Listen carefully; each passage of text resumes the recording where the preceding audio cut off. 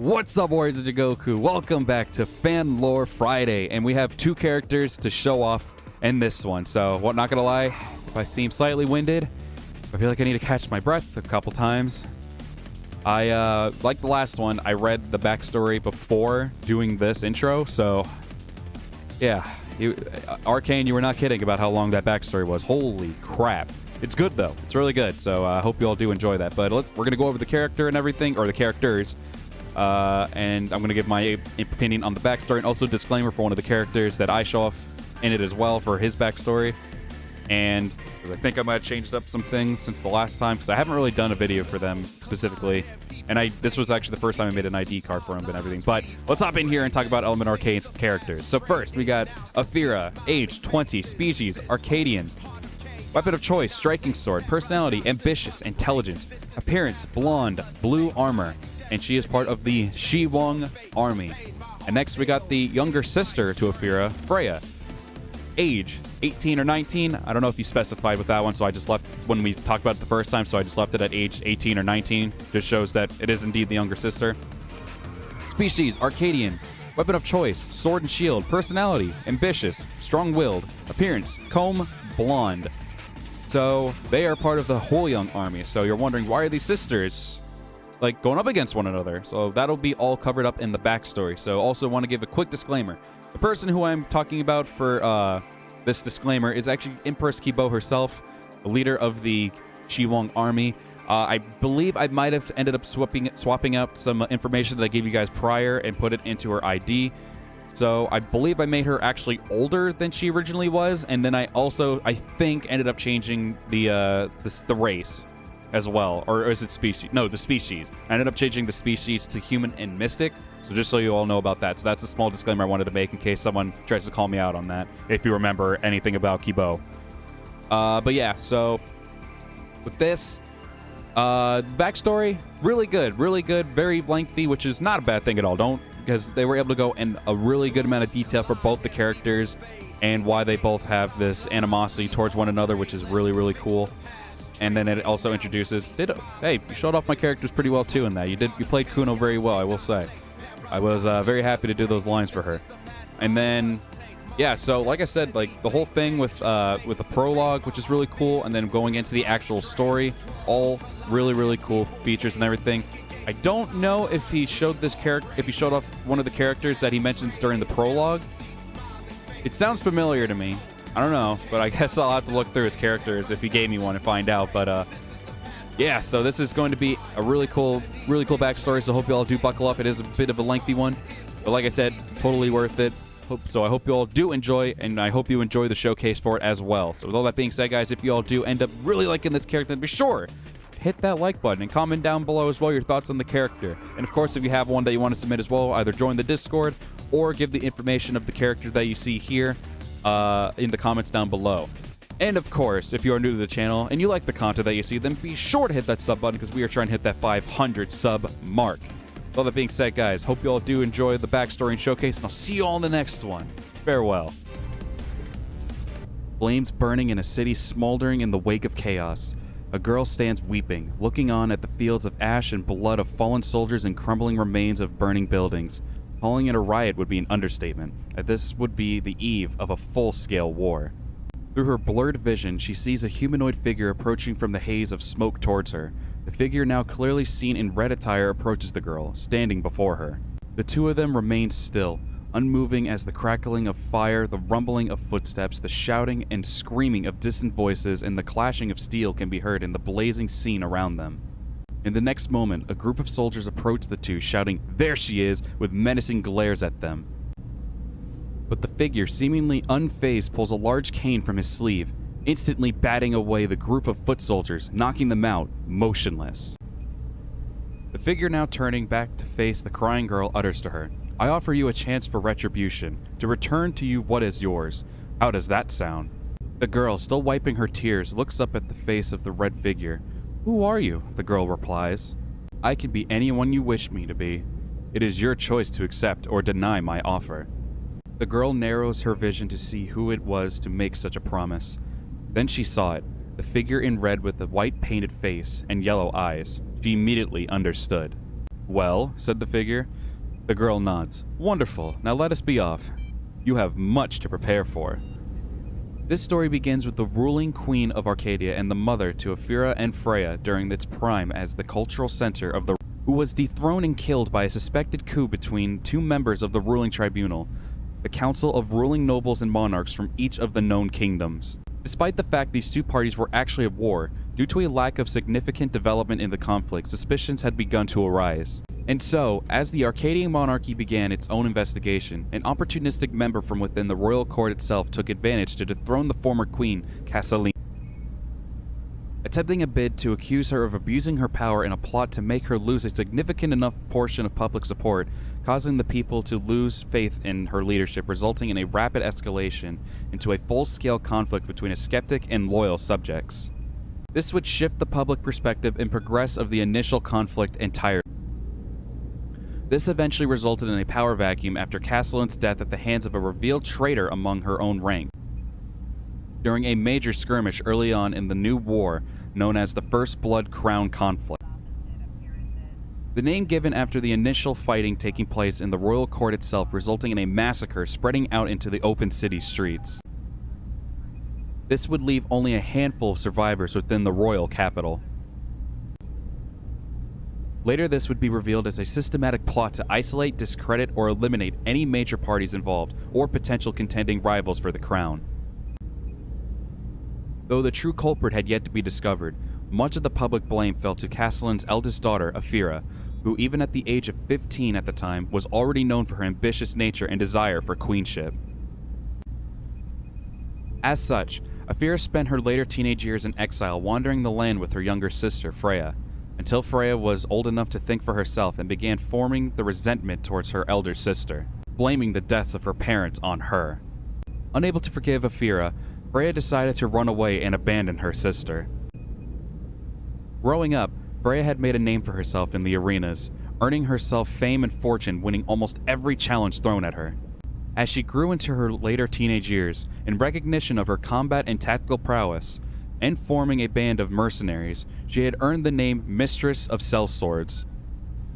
Later, Freya would be knighted in vassalage to one of the kingdoms, a position she considered a temporary agreement while she consolidated her power, proving to be as equally as ambitious as her sibling rival. Now, the last thing she remembers was the golden-soaked dunes outside the capital city. Although more specifically, less of a desert than a canyon crater. A place known as the Wound of the World, said to be the gateway to the god's soul at its center. One of the few places most sensitive to powerful magical influences, as well as being the catalyst responsible for the event known as the Rebirth Cycle, a cataclysmic event that once shattered the world. The cracks and scars of the great canyons within its borders left behind on the scorched earth to mark its presence in history as exposed veins of dormant magical energy. Flying above the massive crater, steam-powered airships capable of flight through the use of mechanisms and magic. A flying convoy to the unmoving parade below where hundreds of thousands had gathered. Before her, the same scene almost identical, separated only by vast plains of an empty no-man's land with both forces stretched across the parallel canyons beside them. Standing at the head of the opposing fleet, her sister's flagship with the newly appointed queen, Aphyra, standing on its bow, overlooking the plateau from above. The stage is set for the scene that was to surely follow. Aphyra, now calling herself the rightful queen, standing atop the deck at the head of the fleet of warships, and legions of men coating the vast plateau below where she stood, like a wave of ocean blue. She orders the march forward. On the opposing side, a field of glares pierce back at them. At the head of the opposing army, her own sister, Freya, the Mistress of Sellswords, herself opposing the Sapphire Queen, Aphyra. Aphyra knew that she could not easily shed herself of the blame for her mother, especially now where at this point she had taken the throne for herself, provoking and perpetuating the suspicion that was already upon her. But she could not turn back now, not after already retaking the capital city and advancing her forces onward to intercept her sister's invading army from the north. However, in a sudden twist of fate, the ground beneath them began to shake as the veins of the magical energy lit up, causing the entire crater to glow brightly. As if the very fabric of reality itself was being moved, with all of the magical energy coursing to the middle of the crater, causing a gigantic rift to open up in the sky, enveloping the entire crater and imploding, pulling everything within its core. Freya awakens in the dark with only streaks of piercing light looking down at her from above. Perhaps this is death, she thought, but her senses were still working. Her body was still tangible. She could feel heaviness of something weighted upon her. If she could feel pressure, then just maybe her motor function still worked. Wedged underneath her right arm, she could feel something sharp, cutting into the outer layer of her skin. It felt metallic. She maneuvered the right side of her body to an upwards tilt, slightly relieving the sting of pain. It was then she recognized it was a familiar touch of a blade. Her blade, which she wielded for many years. Freya picked up the weapon, rolling onto her back, and stabbed into the beaming cracks of light. She cannot die here in this dark place, she thought to herself. No, she will not die here. She had not yet completed her mission. As she pierced through, her sword became wedged between the cracks as it was too thick to properly cut into. So out of desperation, Freya attempted to yank the sword back out, but to no avail. Then, with what strength she could muster, she kicked upwards with her legs repeatedly onto the panels as her adrenaline continued to rise, and panic began to set even more until... It was blinding. The darkness that had previously enveloped her vision was now gone. Instead, the blazing sun pierced into her eyes as she staggered out into the open. It took some moments before she could shape her reality, but slowly she regained her vision. Still clutching her sword, she scoured her immediate surroundings. Around her, there was only debris and wreckages of falling airships. The battlefield had become a graveyard. Freya noticed that some of the debris had also attached itself to her sword, but this was likely due to when she broke out of the wreckage, so she simply disregarded it by swinging her sword to the side, flinging it off the tip of the blade. Coincidentally, on the ground next to her, she saw the back of her shield laying there near her, so she simply picked it up and threaded her arm inside the brace. But right there before her, she saw a familiar sight. A girl with blondish silver hair and blue eyes, wearing what appeared to be a blue combat dress-like outfit. Immediately, she recognized it was her elder sister, Aphyra, right there in front of her. When Aphyra woke up, there was nothing she could recognize.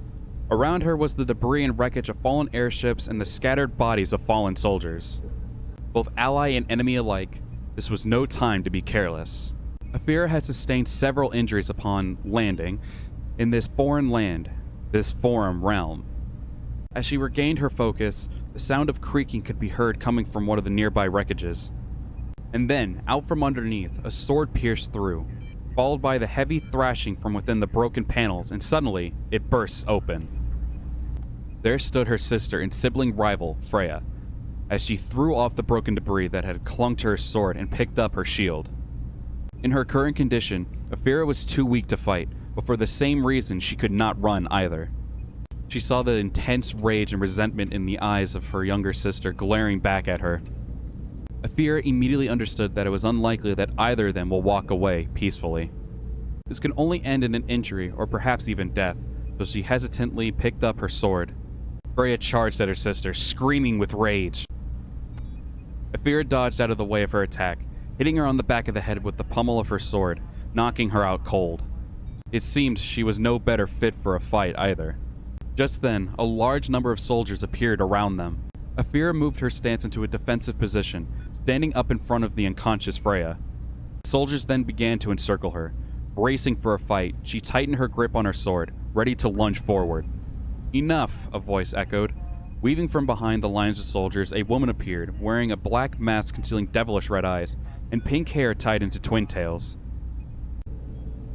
Then at that moment, the entire group shouted, "Your Majesty," as they all bent into a kneeling position in tandem.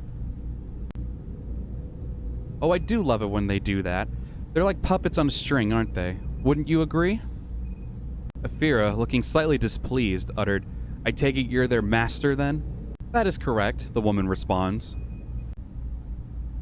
One of the soldiers goes to step forward, but was cut off at that moment as the woman swung around, unsheathing a rod and impaling the man in the neck. Blood leaking out of the wound area, she swings her rod to the side, still holding it in her hand, carving a path straight out. The man collapses to the ground with both hands at his throat, gargling with blood seeping from his neck and mouth. Of course, I dislike it when they don't behave, remarks Kuno. Aphyra's face almost contorts into a grimaced look. The woman continues. Sometimes they need to be disciplined. When they don't obey the string, they need to be punished with the stick. Then suddenly from behind the woman, That's enough, Kuno. You know I don't like it when you butcher my men for your own amusement. A girl stands there with silky white hair and wearing a green combat dress. Kuno gives a look of displeasure towards the girl. Aphyra lowers her sword stance as the girl begins to step forward into the open center. My apologies, I must excuse my associate's behavior. Just then, one of the distant soldiers calls out, signaling an enemy ambush. The entire encirclement springs up and into action, rallying around Kuno and the girl. Suddenly, another group of soldiers appear seemingly out of nowhere. Their armor with the sigil of a flame rushing towards them, pushing Aphyra back towards the first army and stampeding towards them where the still unconscious Freya could no longer be seen within the chaos. The battle lasted for several minutes until seemingly from nowhere, the entire group pulled back and scattered into the distance, with the unconscious Freya also gone. Aphyra screamed and charged into the direction of the men with the flame sigil, but in doing so, led right into another ambush. However, there appeared to be too many for it to be a simple skirmish. This looked like a full-scale battle. From behind her, a small unit of men came running in. They were the same men who were with Kuno and the other girl. No, this was no simple battle. This was a war, and Aphyra's first battle in this new conflict had just begun.